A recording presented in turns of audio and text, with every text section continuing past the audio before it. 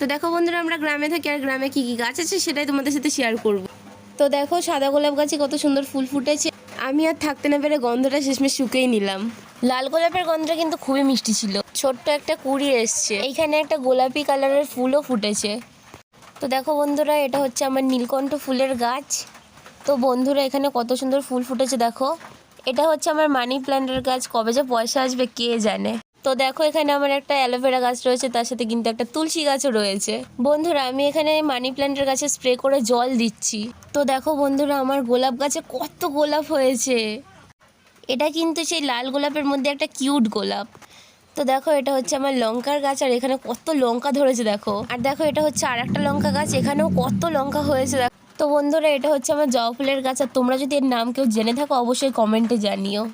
এই দেখো বন্ধুরা, এটা হচ্ছে আমার পেঁপে গাছ, আর এখানে দুখানা পেঁপে হয়েছে। আমি ঘুরতে যাব বলে পাপার বাইকে কিন্তু আগের থেকেই চেপে বসে রয়েছি, কে জানে কবে চালানো শিখবো। আজকের মিনি ব্লগ এইটুকুই, দেখা হচ্ছে পরের মিনি ব্লগে। Bye bye.